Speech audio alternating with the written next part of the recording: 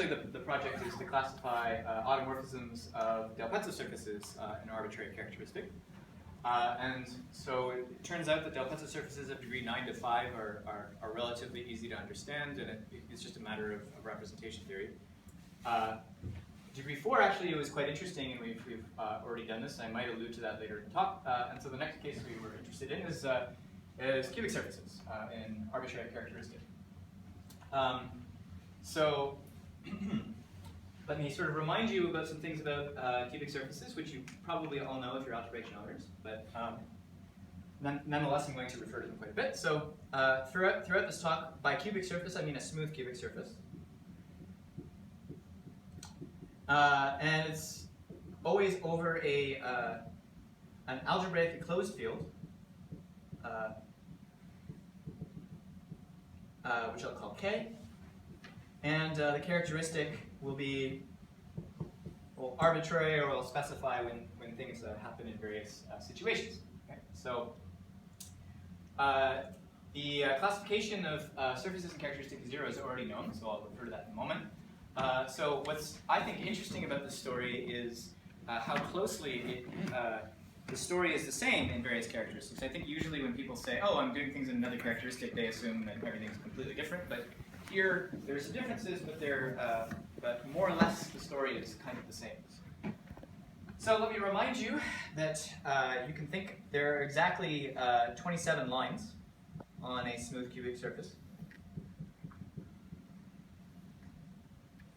And I'll call these exceptional lines because they're exceptional divisors. And the other reason I want to call these exceptional lines is that I'll also be talking about other lines that just lie in P3 and not on the actual cubic surface itself. Okay?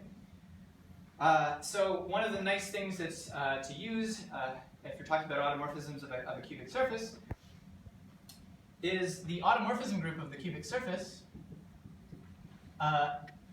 embeds into the Weil group of the root system E6. And why is this the case? Well, you can they essentially the 27 lines, along with the canonical divisor, they span the Picard group. And if you look at what the automorphism group does to the Picard group, you realize that every automorphism has to move at least one of the lines, and so you get this embedding. So one helpful thing to realize is that immediately you get some very strong bounds on what can be in what can be an automorphism, and so the order of this group is 2 to the 6 times 3 to the 4 times 5. So right away you know lots about the orders of the possible subgroups.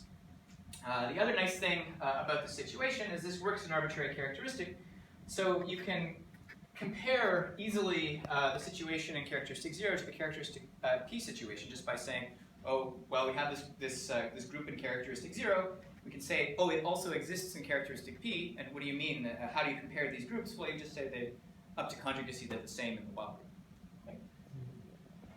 So let me tell you what the story is in characteristic 0. This is a very old story, not so surprising. So the first people to really think about this type of thing were Cantor and Wieman. This was in the 1890s, and really they were doing this in the context of trying to look at finite subgroups of the Cremona group, the same sort of situation that we are. So I haven't read these, but from talking to Igor, it sounds like it was incomplete and had some errors, so it wasn't quite perfect. Later, I want to say, yes, Segre, yeah. In the 1940s, in his book on cubic surfaces, he found the classification of all cubic surfaces, smooth cubic surfaces, in characteristic 0. But there was also some errors in this. And as far as I know, I think Igor says that I think that if you look at all 3 papers together, then all of the errors cancel out. So in some sense it was known before this, but really the first, as far as I know, the first proper classification was really in the 1990s, believe it or not, using computers, even though it's sort of overkill, by Hosso. And so this is the possible automorphism groups of X when the characteristic is 0. Right? In some sense, it's been known for 100 years, but there were little issues. So I'm going to put up this diagram, and then I'm going to refer to it for the rest of the talk to compare it to the other situations and other characteristics. So over on the left here, I'm just going to put some dimensions. These are the dimensions of the strata in the moduli space. I'll come back to that in a moment. So let me write this out. So a generic cubic surface has no automorphisms. So it has a trivial group of automorphisms. And then there's a three-dimensional strata of cyclic groups of order 2, or symmetric groups of order 2, if you like. And these arrows I'm drawing are, they mean specialization. So it means that cubic surfaces that have an S2 worth of automorphisms, or sorry, say an S2 worth of automorphisms, are a subset of those that have no automorphisms, generically. So here, let me just write the rest of the, I'll sort of give you a sense about how these fit together in a moment, so I just want to make sure I write them all out. So S4 and S3 cross S2, and and S5 is a zero-dimensional case. And then there's quite a few more, well, 5 more.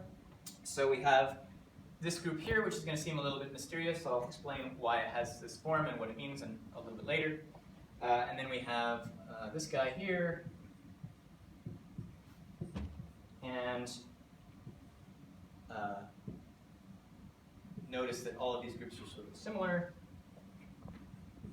And this comes out of this guy. And last but not least, we have these two sort of cases off to the side. Okay, so I'm using a pretty, for group theorists, they often use this notation, but other people are not so safe with this. When I just draw a number, I mean the cyclic group of that order. Okay, so this is a group of order 18, and then this dot just means that there's a central extension there. And then these are semi-direct products. So I'll explain sort of what these are a little bit later. So to try to get your hands around what's going on, this is the way I think about these. Oops, forgot a specialization line. I can sort of explain all of these groups. I'll come back and sort of say why you should sort of think about these all in the same sort of way. These have sort of a common explanation. And these last two, these sort of things that sort of stick out in the end, they're best actually understood. They're not minimal groups. You can blow down a line equivariantly, and so those come from quartic del Pezzo surfaces. So in a sense, they're not really about cubic surfaces. But famously, this was one of the cases that Segre missed. Okay? So let me just just point out once more that this dimension that I'm drawing is the dimension of the moduli space. So a generic cubic surfaces, there's a 4-dimensional family of them. There's a 3-dimensional family that have an involution. Okay? And then, for example, if you go down to the bottom, there's a unique one that has S5 symmetry, a unique one that has this group symmetry, that group symmetry, and a unique one that has C8 symmetry. Okay. All right, so this is known and has been sort of arguably known for 100 years. Okay. So let me give you a sense about what these automorphism groups look like.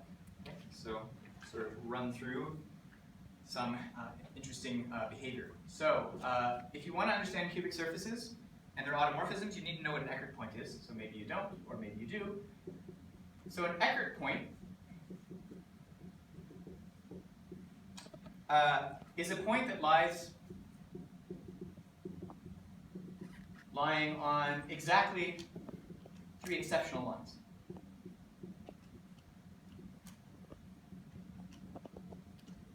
Okay.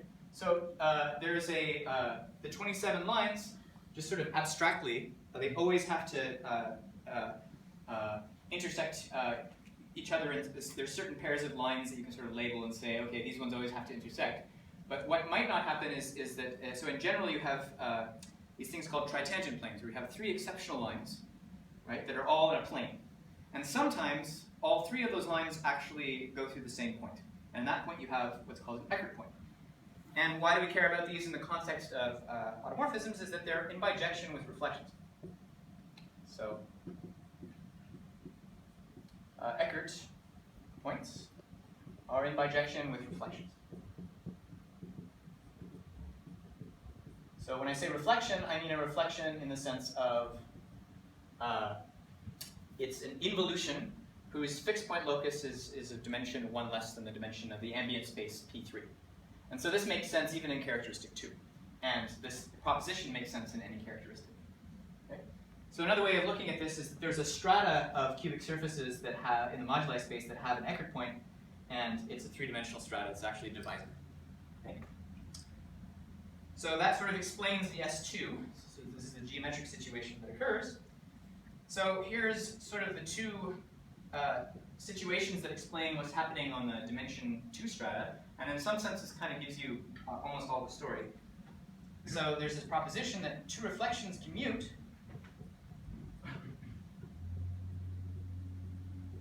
if and only if their Eckert points, so their corresponding Eckert points, lie on a common exceptional line.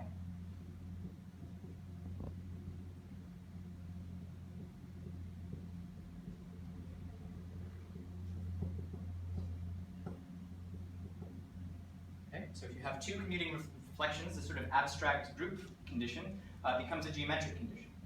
And moreover, and this is the first case where we really see something that happens in the different characteristics,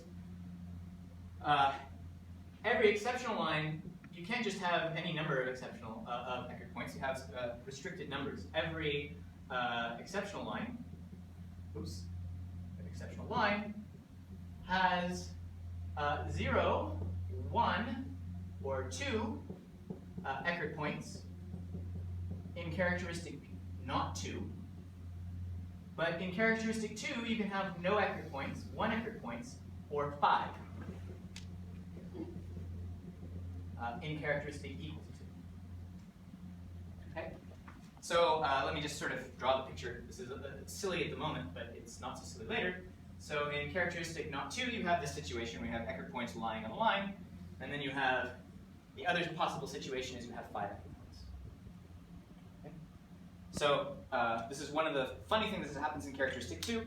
Hopefully I'll have time to sort of explain what this is coming from later, but I'm going to defer an explanation as to why this happens at the moment. The next proposition. Oh, so by the way, so in this situation, this means that you have a group isomorphic to the foregroup, the Klein foregroup, sitting inside your automorphism group as soon as you have an exceptional line with 2 Eckert points. So this sort of corresponds to things that look like this. So this is inside your automorphism group. And in characteristic 2, it turns out that if you multiply all 5 reflections together, you get the identity, so it's actually only 2 to the 4 that sits inside the automorphism group of X. Okay, so in a sense, I've sort of explained where this is coming from and where that's coming from. And this next explanation explains sort of geometrically what's happening in this situation, and this is also true in So if 2 Eckert points lie on a non-exceptional line, so in other words, just a random line that doesn't lie on the surface, if and only if they don't commute, but if and only if there exists a, or not if and only if, what am I saying? Here we are. 2 Eckert points lie on a non-exceptional line, then there exists a third.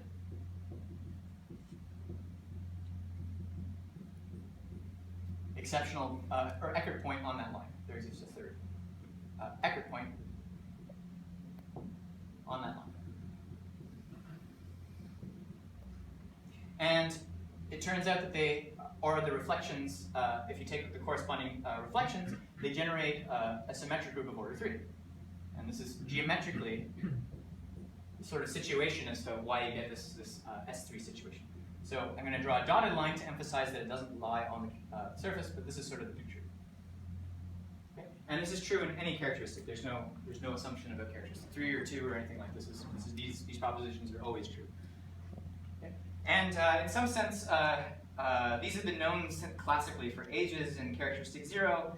The finite field people, I think, probably knew these, although I haven't found the actual statements in full generality in the literature anywhere.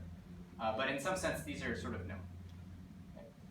So some other things that were known is you can look at, it turns out that most of the automorphism groups of cubic surfaces you can think of by just sort of saying, okay, according to these kind of rules that, you know, whenever I have two Eckert points that don't lie in a line, I have to have a third, and so on.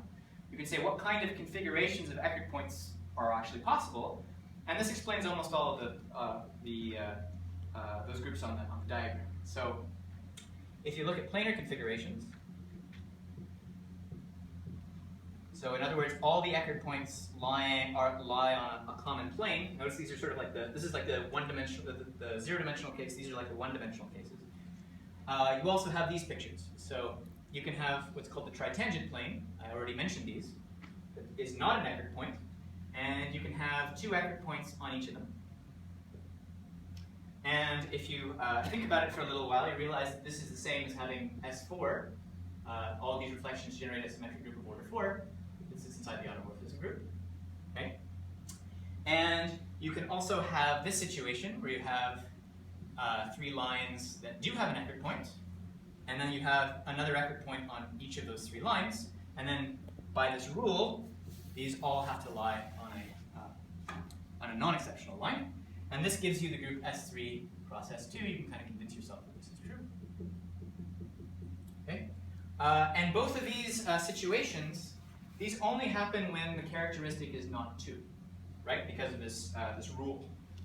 So it turns out that in characteristic 2, as soon as you have one of these situations, you're forced to introduce a whole bunch more Eckert points. And so the only planar configuration that can possibly happen in characteristic 2 is to have an Eckert point and then have 5 points on each guy. And so this guy is there's a group inside the automorphism group. I don't want to really define it, but it has order 192. So it's much larger, and this only happens in characteristic 2.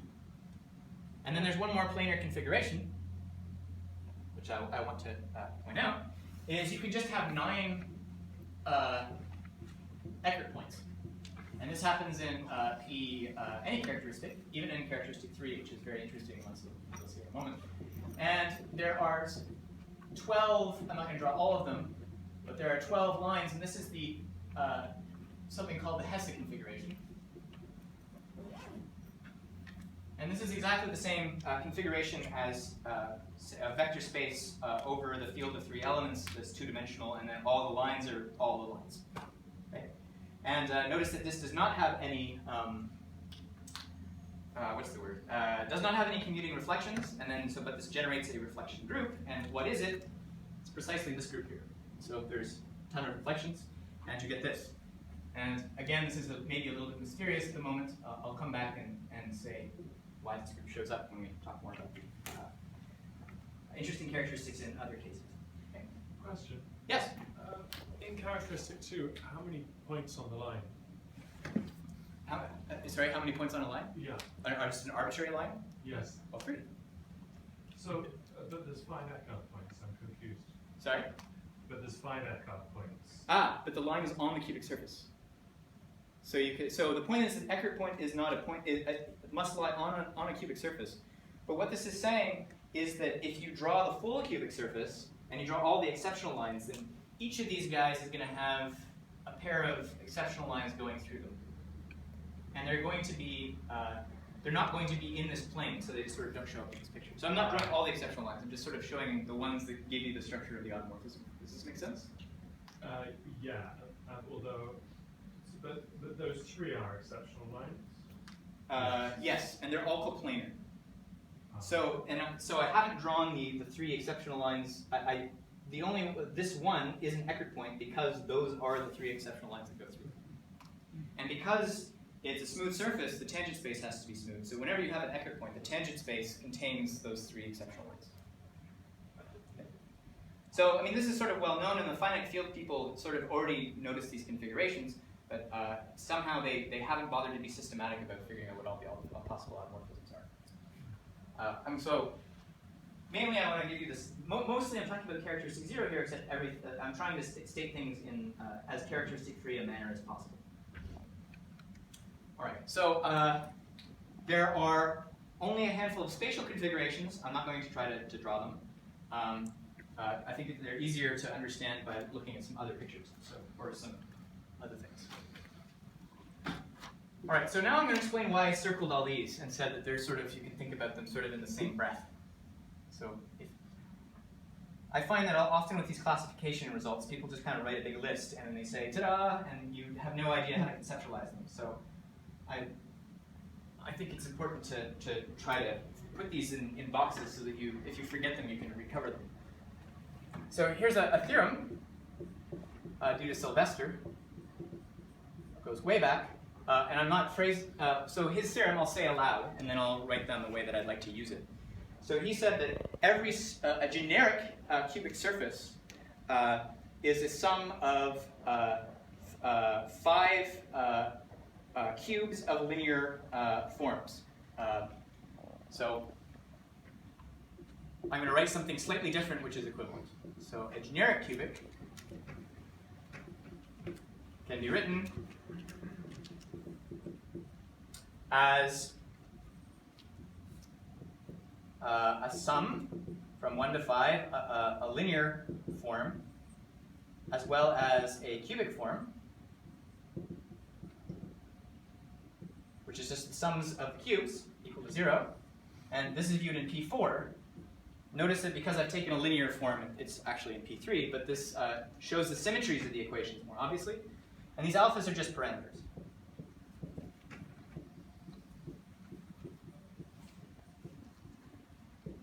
Okay. And if you, so immediately, because obviously you can make one of these 1 by scaling, you realize that this is a 4-dimensional family, because there's the 5 parameters that you can vary, but if you multiply them all by the same thing, then you get the same thing. So here you can really see that as the alpha i's are equated, so if you impose the fact that, for example, alpha 1 and alpha 2 are the same, then there's an obvious symmetric group action. You can swap the coordinates around as long as all the alpha i's happen to agree. And as you see this, you realize that all of these groups occur in that way. So if all the alpha i's are equal, you get S5.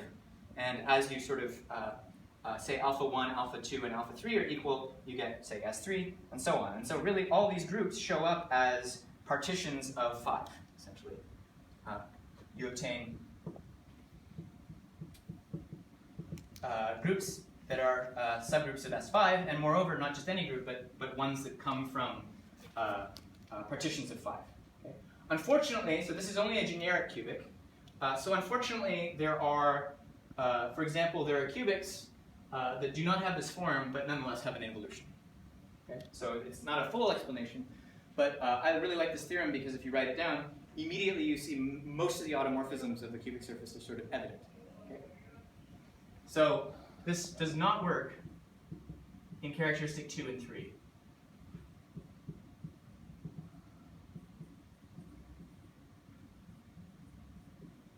Okay? So 3 is kind of obvious. In characteristic 3, this is not a smooth cubic surface, it's a tripled line because of the freshman's dream. Okay? In characteristic 2, it's not obvious that this doesn't work, but it doesn't. A generic cubic, this gives you a smooth cubic surface in general, but it's not going to be a generic one. Okay? So there's this theorem only works in characteristic non 2. But immediately you see that this S5 example in all the other characteristics. And I want to point out that the S5 surface does not exist in characteristic 5. So this normal form still applies, but if you set all of the alpha i's equal to each other, then the point 1, 1, 1, 1, 1 is now a singular point. So sort of accidentally, this is what happens. And this is, so I told you that this works in characteristic 0. I now claim that basically this picture, I'm going to explain where these other things come from. This picture works for all characteristics greater than 5. Okay? And moreover, the only thing that happens in characteristic 5 is this guy disappears. So this does not exist in characteristic 5 when p is equal to 5. You can find, not using this form, but you can write down the S5 surface in a different way in characteristic 2 and 3. So all these do exist. Well, you can realize all these automorphisms in all the other in all characteristics except for this guy for 5. Okay. So let me explain some of these other situations. And by the way, I'll say in advance, I'm going to annotate this diagram for characteristic 3 because the changes are surprisingly small. Okay. But for characteristic 2, the picture is quite different. Although if you think about things the way that I've been thinking about them, I claim that it's not so surprising. Okay. So I claim that I sort of have an explanation for all of these automorphism groups, okay, in some sense, being a little bit sloppy in characteristic 2 and 3. But I hope that you believe that those are explained in some sense. So let me explain these surfaces, and you'll really see the structure of this automorphism group more carefully.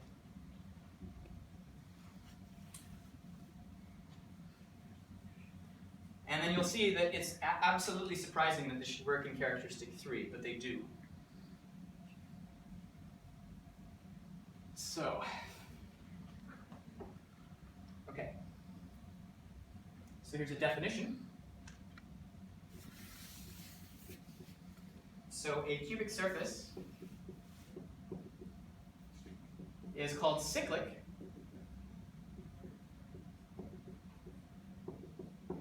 if it is a Galois triple cover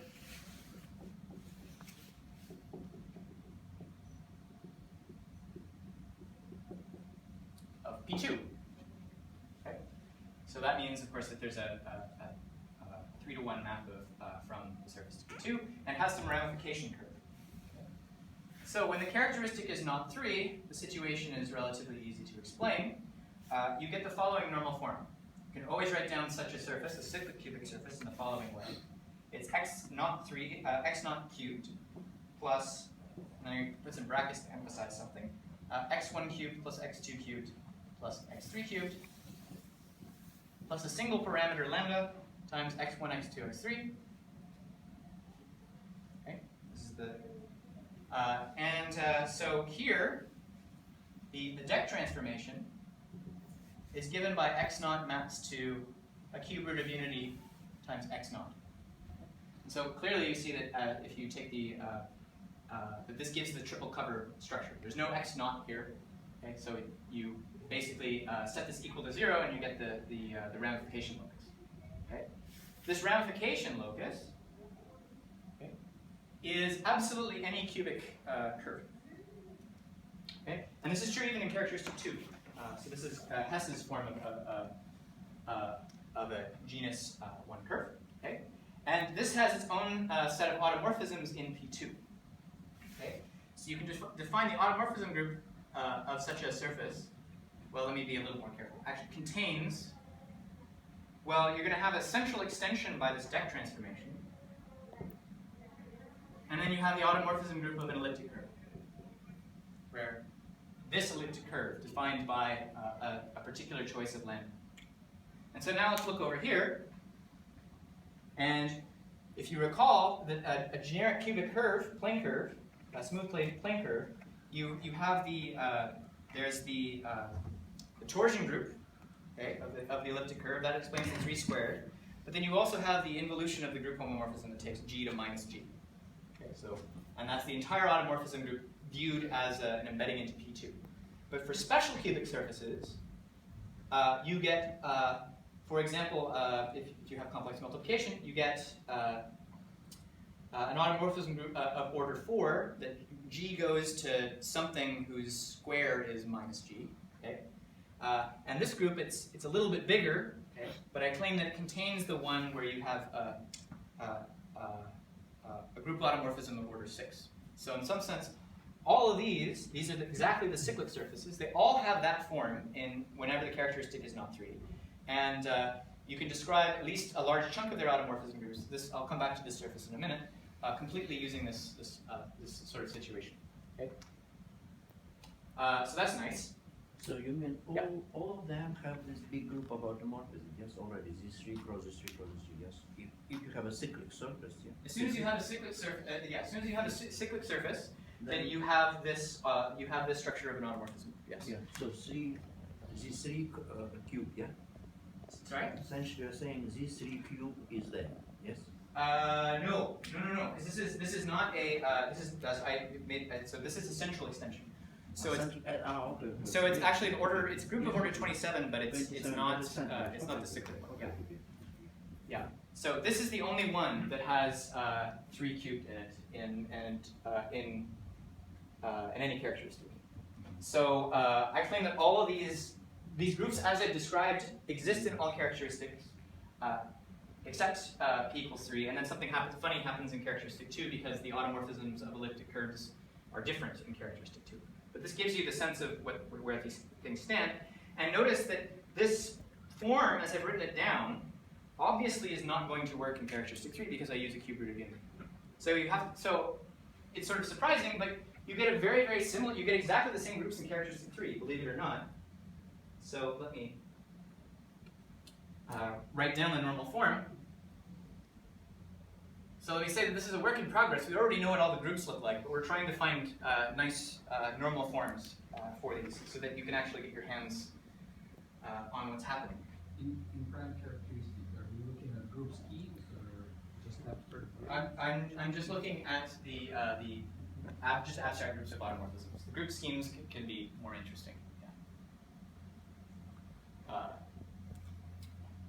Yeah. So no, I'm just looking at finite groups.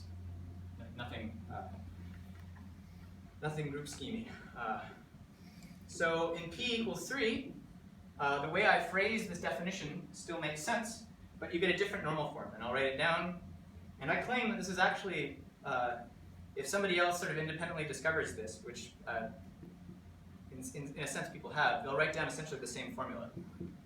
So here is a normal form. And I don't want you to get too tied up in the details here. The main thing is that it once again depends on a parameter. So lambda is some parameter. Okay. And here the deck transformation, rather than being multiplication by a cube root of unity, I mean, not so surprisingly, is precisely just what you get from like a Jordan canonical form. So x0 goes to x0 plus x3. In characteristic 3, that's an element of order 3. All the other variables stay the same. Okay. And here we also get a ramification curve. Okay. But it's not, it is essentially, if you do a little bit of arithmetic, you'll realize that that's where x0 3 is equal to 0. Okay. And in this case, it was always a smooth cubic surface, or sorry, a smooth cubic curve. Okay. In this case, it's a cuspidal cubic, which I won't bother to write down. You can do so just by covering up that monomial and that monomial. Okay. And so you might think, okay, well, this obviously is going to have a very different automorphism group, but no. If you actually look at the cuspidal cubics that occur, it's obviously not all of them, but the ones that are the automorphisms of the cuspidal cubic that extend to the whole cubic surface are exactly the same types of situations that I get there. So once again, you get 3 squared semi-direct product 2 in the generic case sits inside there. And how does this sit inside? This 3. Once again, this is an extension. Sorry. So this is a subgroup of the automorphism group of the cuspidal cubic. Okay? And this really is, if you think about what a cuspidal cubic is, it's like we saw this yesterday. It's think about it as if it's an additive group. Okay? And these sit inside as group automorphisms in exactly the same way that the 3 squared sits inside the elliptic curve here. Okay? And then once again, this 2 is a group automorphism that inverts the addition, takes g to minus g. And again, it's a central extension. Except the only additional thing that happens here is you may know that in characteristic 3, what are the cubic curves that have additional automorphisms? They're precisely the same as the supersingular curve. And rather than have sort of two special situations where you get an automorphism order 4 and an automorphism 6, you get something that has an automorphism group of the alternating group of order 4, but you for a cuspal cubic. But in this situation, sorry, what I said is not true. We're talking about a cuspal cubic. So it turns out that, so it's not an elliptic curve, but that when lambda is equal to 0, you also get this group instead. So you get an element of order 8 that sits inside the automorphism group of this ramification group. And so this is a new group that only shows up in characteristic 3. Okay? And so I can now tell you the whole story for characteristic 3. So maybe I will, well, I can almost tell you the whole story. So this surface, these two groups, which you can think of about as subgroups of the wild group, in characteristic 3, whenever you have one of these group acting on the cubic surface, you automatically get all the other automorphisms of the other one. And so in characteristic 3, these kind of merge, and you get a group that has this structure, 3 squared, semi-direct product, a group of order 8. Only in characteristic 3. So you sort of get more automorphisms for this one special case. And then the one group that, I haven't really talked too much about these, but I haven't talked about that. And that's it. How did you get this order 8? What does it look like? The automorphism? So here's how you classify cyclic groups of an arbitrary hypersurface. Yeah. You just write down a Jordan canonical form, Yeah. and then you look at the invariant ring of that thing, and then you take all the ones of degree d, in this case 3, Yes. and then you check with random parameters whether or not the generic one is smooth or not. So if you want to figure out the one character of 8, you literally just write down the diagonal operation of, there's lots of different ones, but for exactly one of them, you get a smooth cubic surface. And in fact, this is it. So this lambda has to be 0, and by fooling around with, it acts diagonally on this form in the way that I've drawn it. So there's some choice of 8th roots of unity, so that when you multiply it by this, it happens to be invariant. Yeah. So this is how Igor in characteristic 0, he wrote a paper that classified these, and how he did this was basically just saying, okay, write down all the cyclic automorphisms that I can find, and then which ones of them are smooth. Okay, now I know all the cyclic groups, how can I glue them together? So, so this is the last group that I'm going to talk about in characteristic 3. It's going to be sort of a segue into characteristic 2, because this is where it's really interesting. How am I doing for time? Oh, okay, good. Okay, so this last group, again, there's only one of these cubic surfaces, and in characteristic 0, or as I said, 5 or more. And this is what's called the Fermat cubic. And so as soon as I write it down, I hope that you can sort of see what the automorphism group must, see why the automorphism group must be what I've written down there.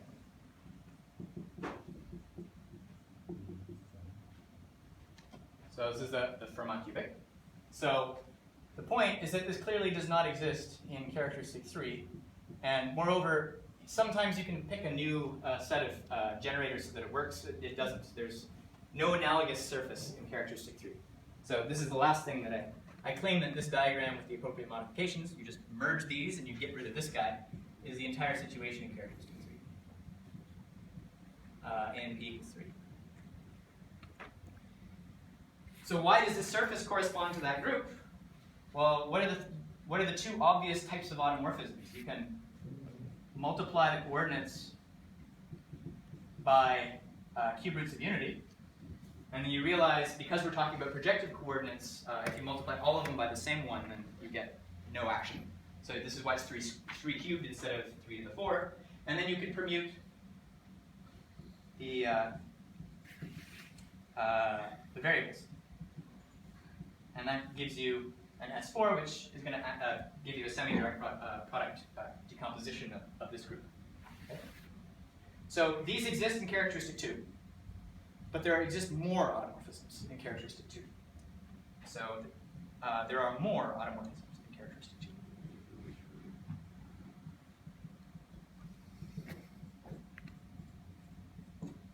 And this is really neat, so in my opinion. So you can see them in the following way. Okay. So first, so define. So this is in characteristic 2, a Hermitian form. Or first, let me just define a sesquilinear form.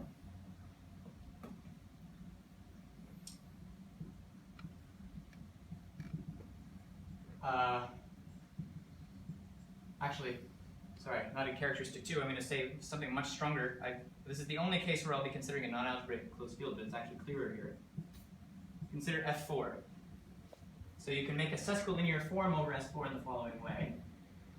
So if you have two vectors, these are four-dimensional vectors, and you define the form to be, well, it's exactly what you're used to if you're used to the complex numbers in the reals. You multiply the xi's by the complex conjugates of the y's. Okay. Except, what does complex conjugation mean in this case? It's the Frobenius. It's where sigma of z is z squared.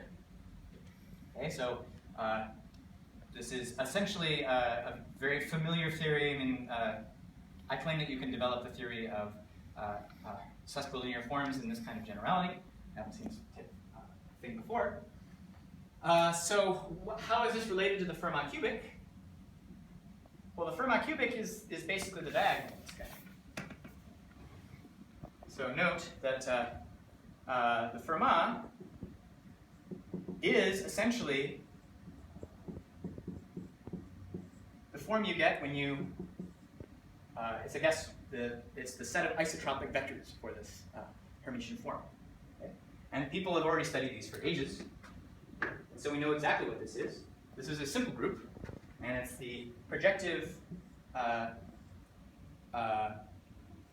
special unitary group for 4, okay? Which we understand very well. In fact, this is basically how it's defined. So this is the automorphism group of the Fermat cubic over F4, and it turns out that if you extend this field, you don't get any more automorphisms.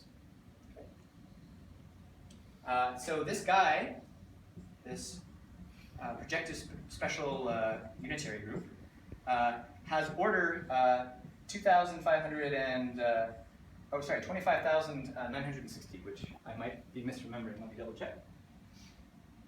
920, which is huge, way larger than any of the other groups. So this, in characteristic not 2, this is of order 648. This is way bigger. And it has index 2 in the Weil group. And then you notice that actually the action of the Frobenius is yet another automorphism. It's not geometric, but you can see the entire Weil group of V6 acting on this cubic surface in characteristic 2. So this is, I think, really neat. What is the extra evolution? So this is half of W. This is half. So if you take the Gauss law, or if you realize that you also have an action of the Frobenius on the points of this, and then you can sort of so it's not geometric, but you can sort of, if you look, yeah. Additional evolution is the Yeah, and so it depends on the particular choice of coordinates that you picked. Yeah, so you can see the whole. But the point is that the exceptional lines are subspaces that are isotropic for this Hermitian form, and so the Galois group is going to preserve those. And so you see that it's not one of the existing automorphisms, and we know that the possible automorphisms of the configuration is the Weil group of V6, and so you can kind of see it that way. So in some sense, this Fermat cubic in characteristic 2 is, in some sense, universal. So if you want to answer a question about automorphisms of cubic surfaces, you can kind of just look at the Fermat cubic and investigate it there, which is kind of nice. So everything is a subgroup there, yes? And yes, absolutely. So, so I haven't told you what the automorphism characteristics 2 are. I'm about to draw them out. So this is the automorphism of order 8 is the only one that does not act geometrically on a Fermat cubic. So, and this is simply, it's obvious in retrospect because you realize that there is no element of order 8 acting on P3. You just look at the possible Jordan canonical forms, and it's just not there. So there's no way to have a cyclic automorphism of order 8. But this is the only one that disappears. All the other groups are subgroups of automorphisms of cubic surfaces in characteristic 2. So in particular, in characteristic 3, it doesn't come from that special cubic, it doesn't come from the automorphism of projective space, yes? That's what you're saying? Yeah, so you have this in characteristic 3, for example, yes? Yes, I'm sure. This cubic with automorphism of order 8, yes? No, that does act on the projective space. I'm just talking. Does it? Yeah, I'm just saying abstractly. So really, this is what I want to say, but I'm just pointing out that if you really want to see all the automorphisms, quote, quote, on the exceptional lines, then if you throw in the Galois involution, then that gets it for you. It's just an observation. It's not, it can be helpful, because this is not the whole Weil group. So if you add that in, then you can sort of study these things abstractly. So really, the actual automorphism group is this size, and then the Galois group does not give you a geometric one. In characteristic 2, there's other ways of realizing it in other characteristics that do give you that automorphism. All right, so I now sort of have enough information that I can tell you what the picture looks like in characteristic 2, and I'll keep this up, and then I'll compare them.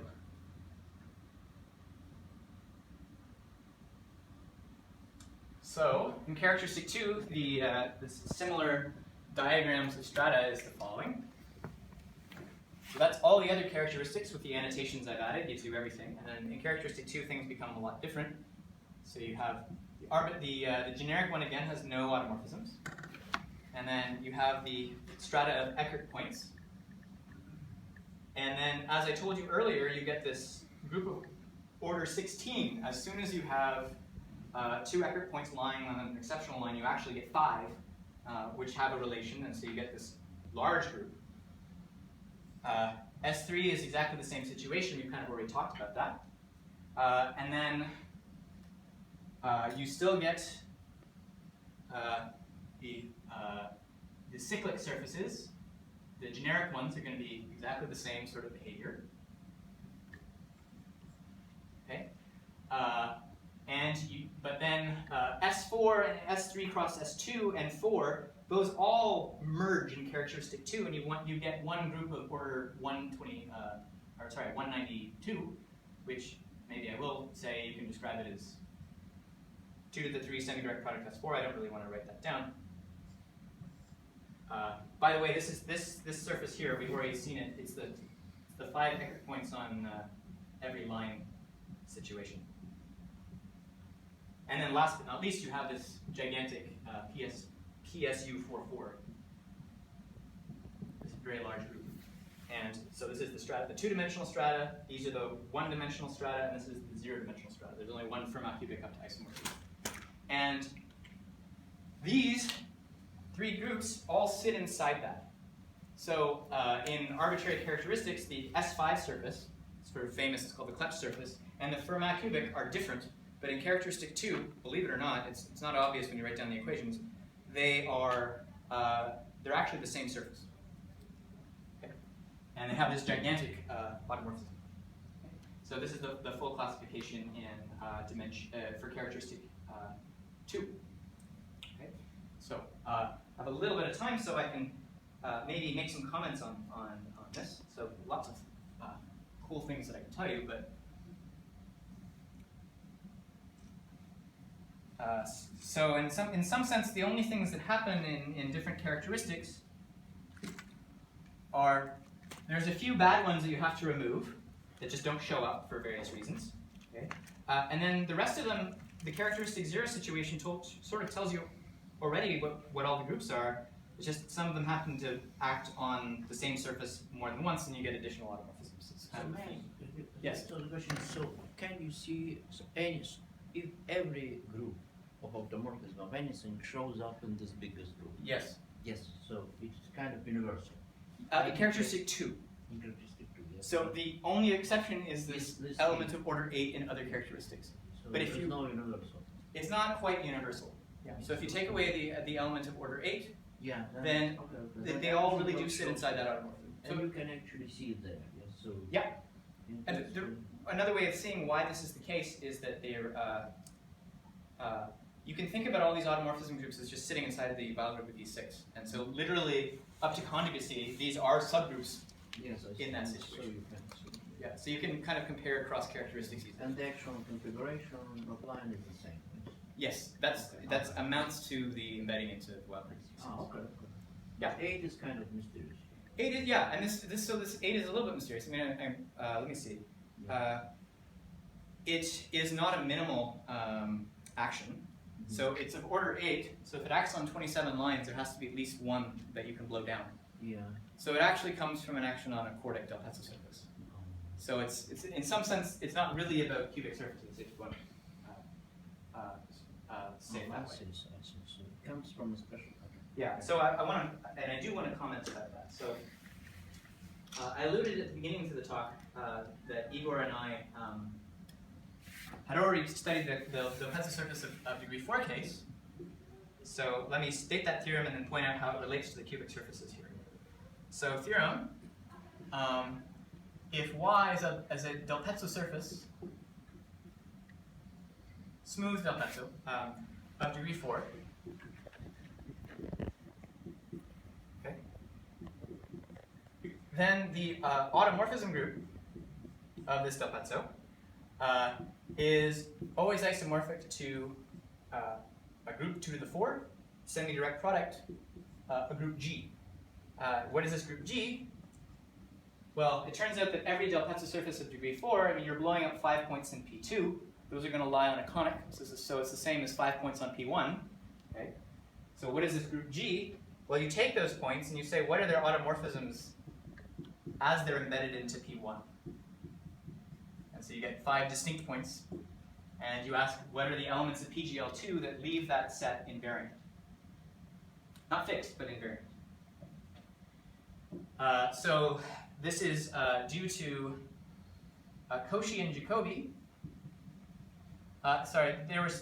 They were thinking about this in very different terms. They were thinking about pairs of quadratic forms.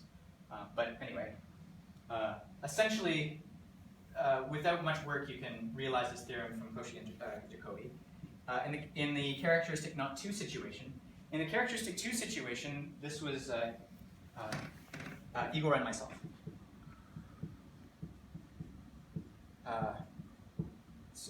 And this is when the characteristic is 2. And moreover, something really interesting happens in characteristic 2. There's a canonical point. Okay? So in characteristic 2, there is a canonical point. So this point is an inseparable point in general, but since we're in an algebraically closed field, so we don't care. Okay? But if you're working over a perfect field, for example, you actually get a rational point for any field of characteristic 2. Quartic del Pezzo surface always has a point, which is apparently new. So how does this relate to this picture that I've drawn here? Well, these 2 to the 4 that shows up, this canonical point, if you blow it up, turns out that it's in general position, you always get a cubic surface. So blowing up the canonical point. The rational point, don't you just have it because it's a C1 field, like intersection of any 2 quadrates? The existence of a rational point? Yeah, maybe. But do you get a canonical point though? Yeah. So, but this is a point. It's like the del Pezzo surface of degree 1. It's like it's always there. Yeah. And it would take so certainly it's already known that every quartic del Pezzo over a finite field has a point. For example, I know that. But yeah, there might be other ways. But as far as I know, that people didn't know that there's this canonical point, which is interesting. Anyway, so blowing up the canonical point. Since it's a canonical point, it's fixed by all automorphisms, and so these are where you get blowing up the canonical point. You obtain a cubic surface.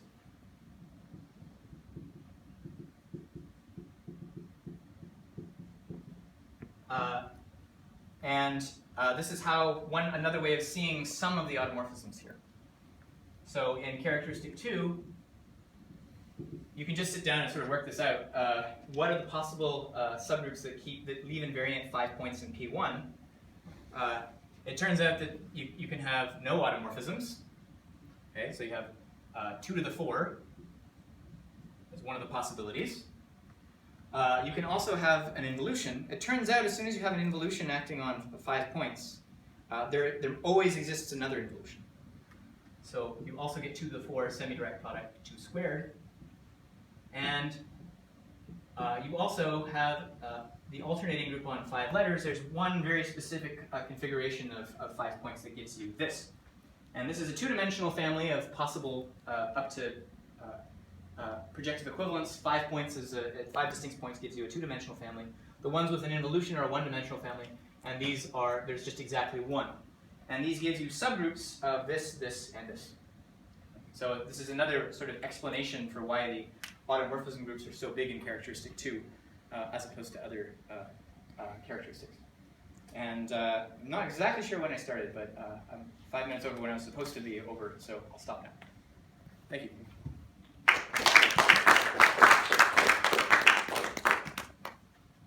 Are there any questions? More questions?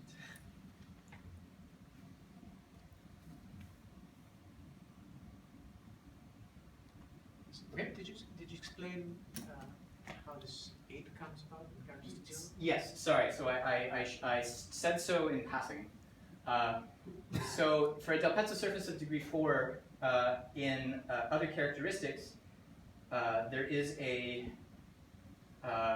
in all characteristics except 2, there's a configuration of 5 points so that there's a cyclic group of order 4 that acts on this. And so it's 2 to the 4 semi-direct product 4 is the automorphism group of the Delpezzo surface of degree 4. Then you because there's all these other reflections floating around, you could find an extension that gives you something of degree 8.